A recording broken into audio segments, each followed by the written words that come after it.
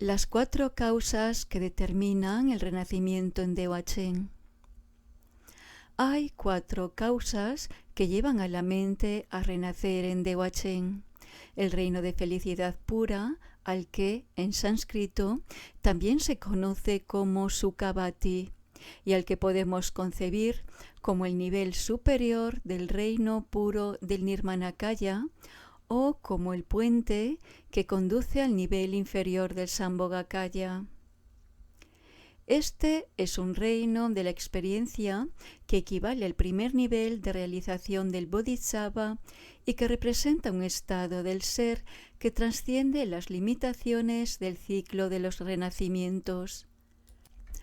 Porque en él ya no hay causas kármicas que determinen la necesidad de renacer. Sin embargo, desde la perspectiva de la iluminación, es posible que un ser que haya alcanzado este nivel de realización decida emanarse conscientemente en el samsara para ayudar a los demás. Pero tal posibilidad no es ya una necesidad kármica, sino una decisión. Antes de la aparición de nuestro mundo, hubo un período de 20 kalpas de vacío que siguieron a la desintegración y destrucción del último sistema de esta región del universo. Este período se vio seguido de un proceso de creación que comenzó con la consolidación de los distintos elementos. Entonces, el mandala del elemento viento fue seguido por el mandala del elemento agua, y así sucesivamente, en un proceso creativo que gradualmente fue formando nuestro universo físico, previo a la aparición de la vida, que tuvo una duración adicional de 20 kalpas. Desde la época en que los seres comenzaron a poblar los diferentes reinos de este mundo, hasta el surgimiento y desaparición de los 1000 Budas, habrá un período de 20 kalpas, en cuyo momento el karma que mantiene este mundo se habrá agotado.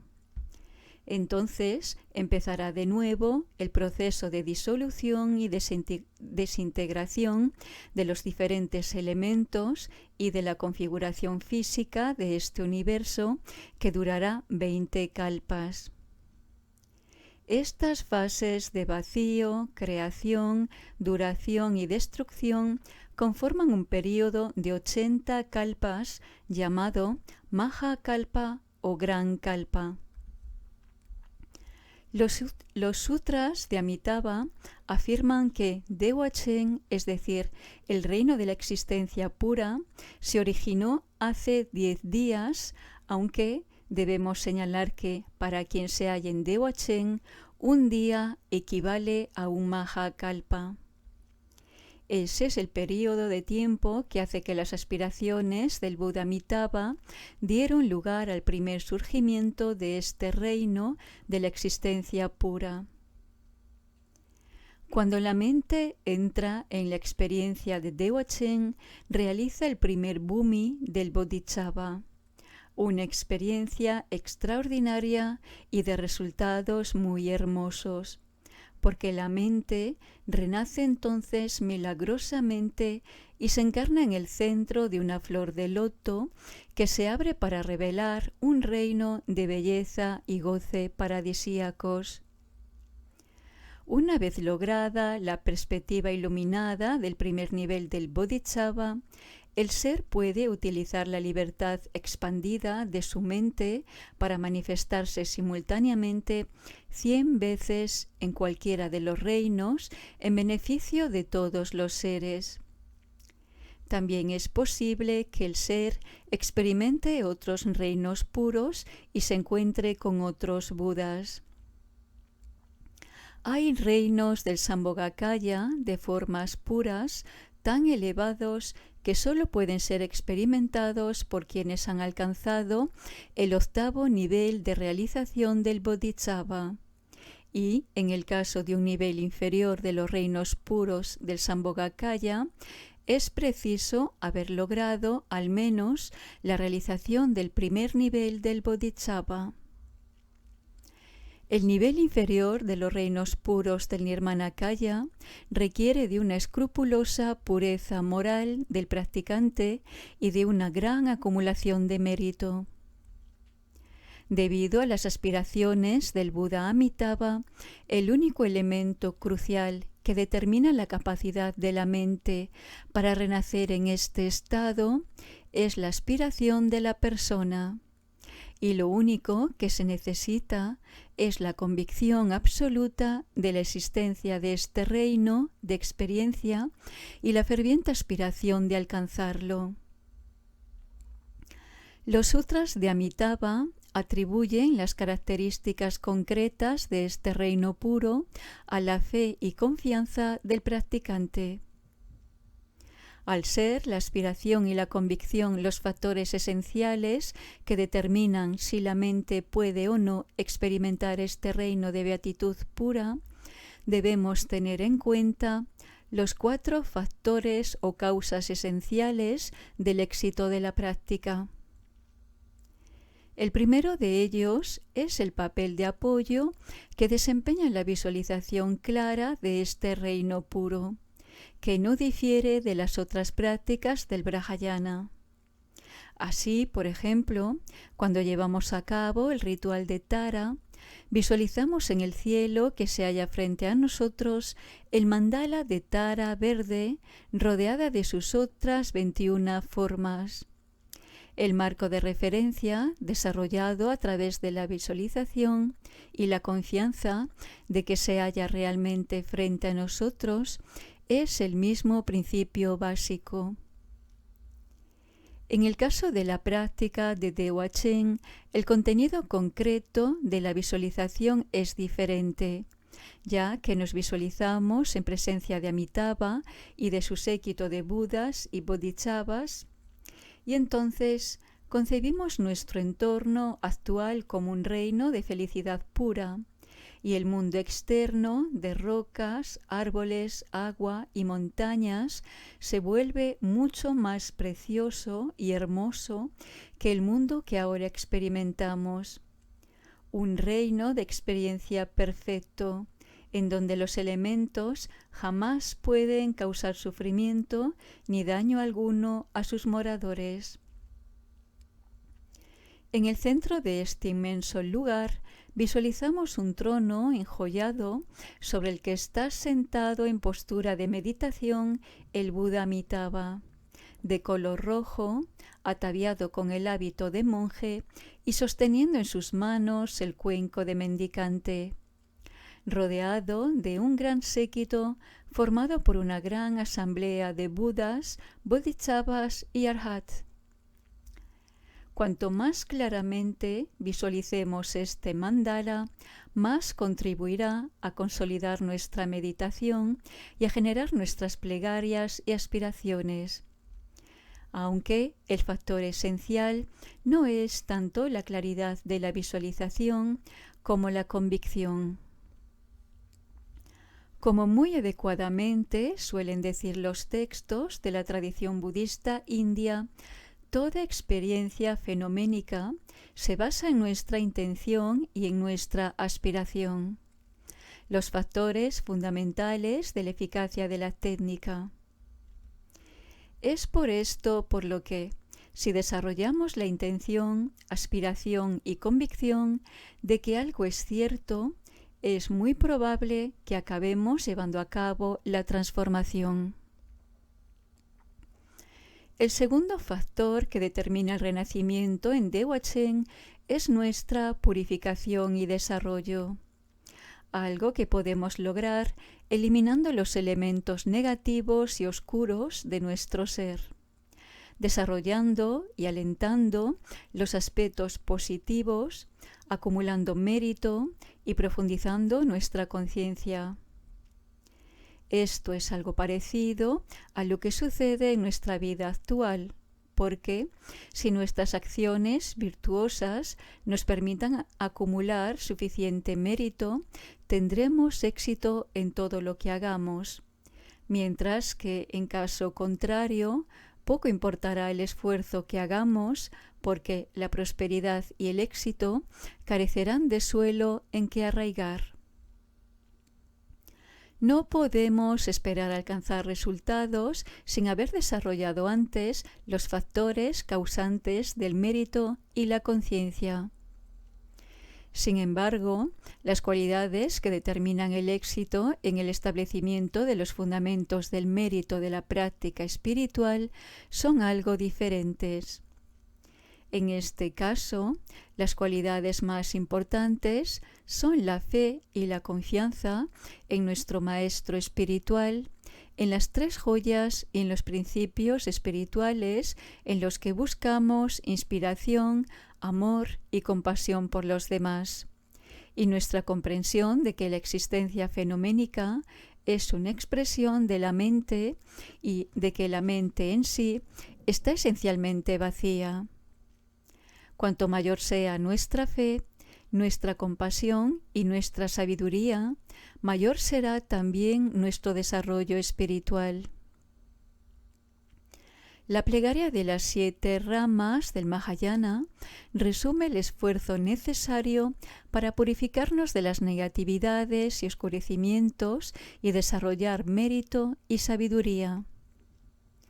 Se trata de una plegaria que aparece con cierta frecuencia en los textos rituales, porque es una de las técnicas más adecuadas para purificarnos y desarrollarnos.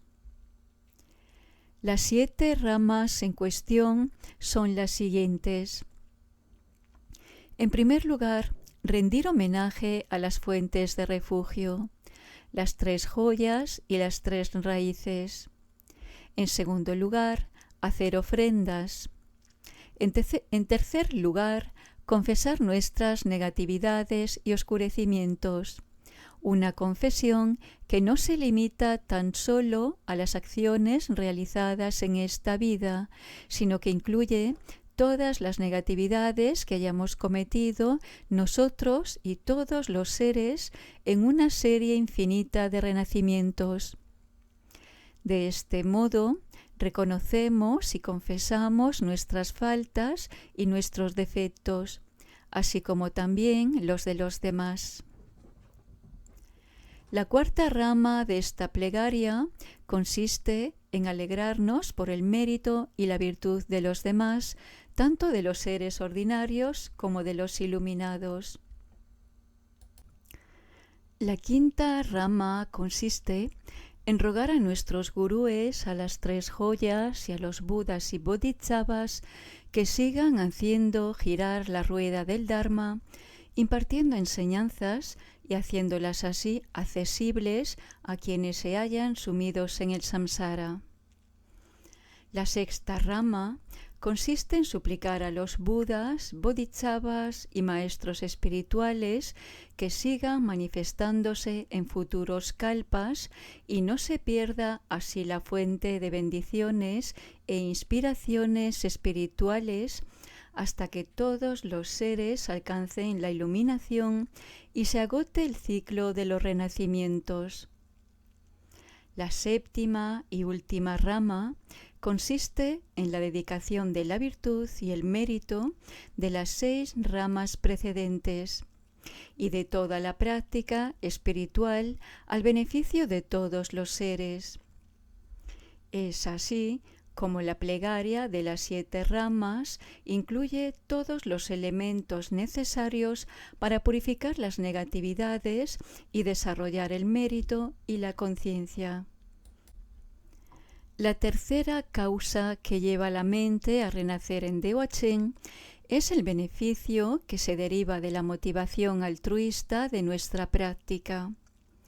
Es aquí donde la bodhicitta, la preocupación altruista y compasiva por los demás, se convierte en un elemento muy importante de la práctica espiritual. Cuando desarrollamos amor y compasión, la verdadera bodhicitta, nuestras acciones se vuelven mucho más importantes. En este sentido, ofrecer una simple vela con una motivación altruista es mucho más meritorio que ofrecer miles de velas despojados de motivación, porque la motivación altruista amplifica y embellece todo lo que hagamos. Nuestras aspiraciones son más fáciles de realizar si surgen y se derivan de la preocupación desinteresada y compasiva por los demás. Pero, además de los anteriores, también debe hallarse presente un cuarto factor, la aspiración, que da sentido en nuestra práctica porque, para que la mente alcance el estado de pureza, se precisa de una aspiración muy intensa. Es por esto por lo que, una vez asentados los otros tres factores, resulta decisiva la aspiración de que nosotros y todos los seres alcancemos el estado de Dewa Chen. Y aun en el caso de que seamos los únicos que lo logremos, la aspiración debe seguir alentando nuestra entrega para el beneficio de todos los seres desde esa perspectiva iluminada.